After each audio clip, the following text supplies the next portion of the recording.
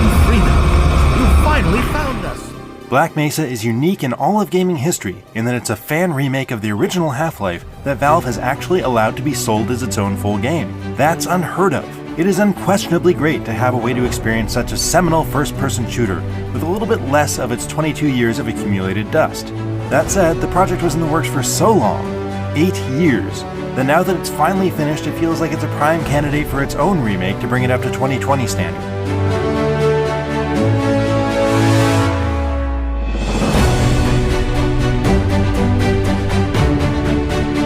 Replayed Half-Life since Valve ported it to the Source engine in 2004. Playing Black Mesa and fighting off a familiar interdimensional invasion was like putting on some smudged up rose-colored glasses.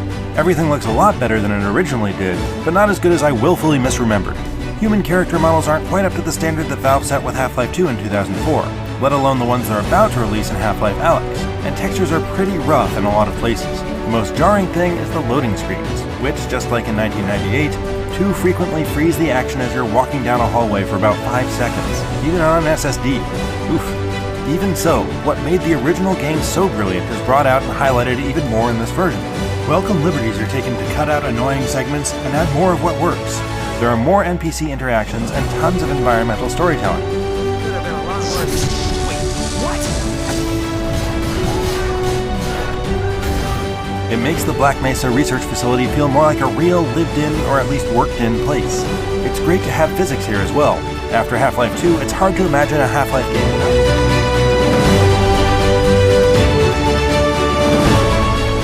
They're still as good as ever. The crowbar is absurd but useful in a pinch. But what really stands out for me is the loud and powerful 357 Magnum. Easily one of the best pistols of all time. The sniper crossbow packs a similarly weighty punch. Who doesn't love the guided RPG launcher? And then there's the Ghostbuster-style glue-on gun, which just wrecks everything. Along with Black Mesa isn't really a hard game as far as combat goes. Thanks to his iconic hunting vest orange power suit, our boy Gordon is such an absolute beefcake tank when he's fully charged up that he can go toe-to-toe with just about anything short of an actual tank. And the run-and-gun combat is still a lot of fun. No, the soldiers you fight are no longer a wonder of AI like you might remember them from back in the day, but outside of a few artificial brain farts, they usually put up a good fight and die well. The mix of alien creatures, soldiers, super speedy spec op troops, and bigger stuff is really exemplary to this day, and headcrab zombies will never not be creepy. At the time though, you're sorting out how to get from point A to point B, often with very vague instructions. The puzzles are generally smart and varied, outside of a few obnoxious jumping sections, but it's awfully easy to get lost in these maze-like levels. It's a good thing Black Mesa is so atmospheric to explore. A few times I've gotten pretty thoroughly stuck and had to resort to consulting YouTube walkthroughs. Only a few of those instances made me facepalm over how obvious the solution was. Most of the time, it's more like, how the heck was I supposed to figure that out? Taking into account getting lost and groping around for a bit, you're probably looking at around 15 or 20 hours to play through it. The completely reimagined Zen section is definitely the best looking of all of Black Mesa, which makes sense because it's the most recently made and can only really be an improvement over the lifeless floating rocks of the original.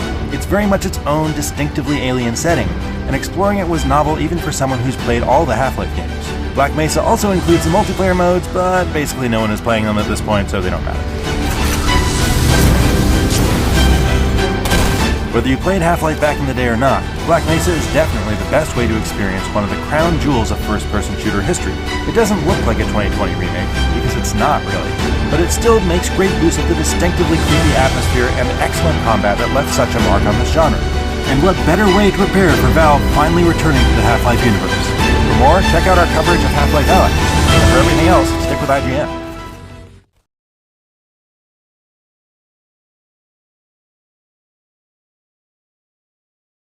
It's time for one of the new girl groups with a refreshing image and addictive songs. Weeekly promises to give a joyous time for each day of the week, or at least their members represent a day of the week. I have to say that up to now, their songs have been really bright, and they lift the mood up. So they are probably accomplishing their aim. Probably that is why many of you asked for this video. So here it is. Let's check their Korean beauty standards. But first, remember that regardless of their percentage, their path to success has little to do with it. Idols shouldn't be criticized as harshly for their visuals. It just gives extra pressure to them, and drives them to do several things to achieve the so-called standards. If you want to know more about it, check this video. Now before we start, as usual, remember that everyone is beautiful in their own way. And don't forget to like and subscribe for more videos. The following list are the street Korean beauty standards. Height approximate to 1.65 meters and taller. Slim or thin body. Hourglass or S-shaped body, which in other words means a proportionate body. The golden body proportions, 1 to 8. You can fit the size of your head at least 8 times in your body. A small size head. V-shape that can be found in both heart and oval face shapes. Double eyelids. Slim nose with high nose bridge. Heart-shaped lips. Fair skin. Each aspect will represent 10 points. And at the end we can see the percentage of each idol compared to the Korean beauty standards. I will start with the first day of the week, Monday. Yeah, the order will be by the day they represent. I know, very original. Well, for her, the points she covers are: she's tall, her height is over the 165cm mark, her skin tone is fair, she has a slim and high nose bridge, double eyelids, and a very sharp and defined visual jaw. On the other hand, her face is on the longer side, and her lips are a bit thin and not as defined in a flower shape. For her body shape, her hips and figure are defined, and her shoulders are prominent on her structure. But still, I would say she's really close to an hourglass shape, so I'll give her the point. At last, her golden proportion.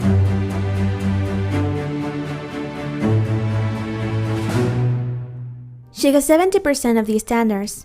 I say she has a unique aura and image to her, and besides all that, she's an all-around artist. She can sing, dance, and rap incredibly well.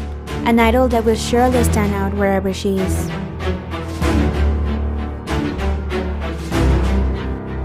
Now to Tuesday, also known as Jihan. She has a small face and a slim body, but her body form is an inverted triangle. For her features, she has double eyelids, a slim and high nose bridge, and harsher lips, fair skin tone, and the only point she's missing is her jaw shape, which is more round, though it can be debatable. Her height is said to be between 164cm and 165cm, so I'll give her the point. Finally, let's see her golden proportions.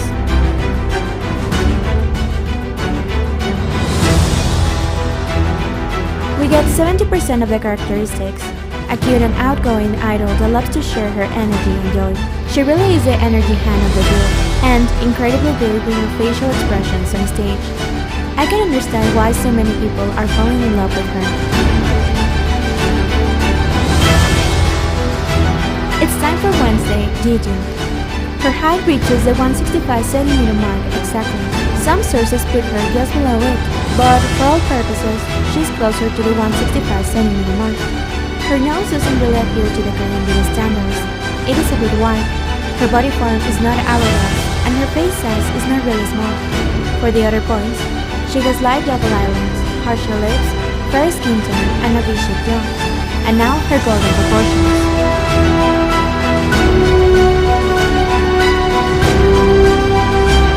She gets 60% of the points. A charismatic member with a clear passion in music. She works really hard and will surely continue to amaze with her producing and composing skills.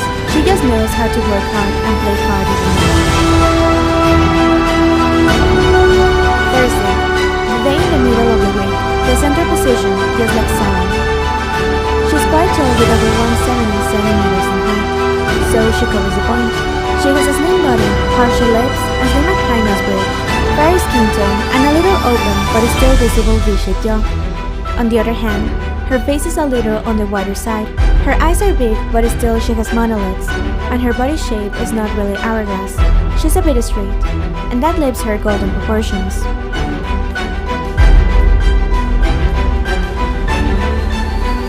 In the end, we have 70% of the Korean beauty standards. She's confident and loves to show her bright and funny personality. She's as cute as her eye smile, and as beautiful as her melodic vocals. And it's finally Friday. Everyone loves this day, just like the members love the maknae of the group. She has a long face and that's it. That's the only point from her features that she is missing. For the rest, she has a skin tone on the fair side, double eyelids, a slim and high nose bridge, harsher lips, and a defined bishop jaw. She's also tall with a height of 172 centimeters and has a slim and proportionate body. It was difficult to define her figure, and I still have doubts about it. But I will say she's closer to an hourglass because she's really proportionate and her waist is visible. Now the only thing left, the golden ratio.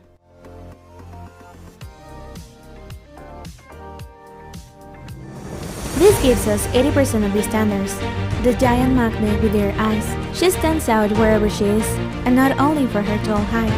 Her looks, performance, and vocals are all eye-catching. She will surely continue to gather more and more OnlyFans. My favorite day, Saturday, and also Yehi's day. She has a fair skin tone, a slim body, and her height is 166 centimeters. That gives her all those bones. Her face is long and her body shape is an inverted triangle. For the face features, she has double eyelids, a slim and highness bridge, harsher lips, and a defined bishop jaw. Lastly, let's share her golden proportions.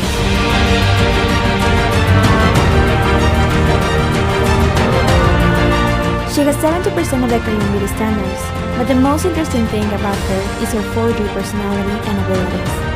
She can be cool riding a skateboard and confidently calls herself pretty and play any goddess. And then she's also a total joy for the rest of the members. She's also equally good in both vocals and rap, a duality of talents.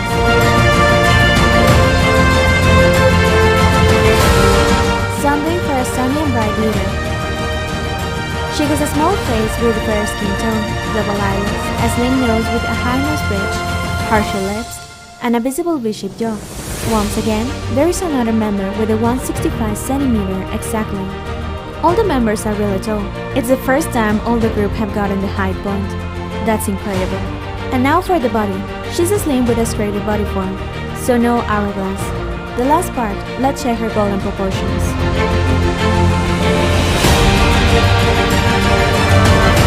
We get 80% of the Korean beauty standards. A pretty girl that keeps her group focused and entertained, or at least she doesn't care to be the main target for teasing to keep the members happy. They all are full of joy and beauty. Together with the rest of the members, they probably have one of the highest Korean beauty standards percentage average in records. It just makes me wonder where the company found such talented and stunning girls. They are in harmony even with their percentage, and of course with their choreography and their joy and passion that you can clearly see whenever they are on stage. I will be following closely the path to success. That is the whole list for now. Don't forget to like and subscribe for more videos.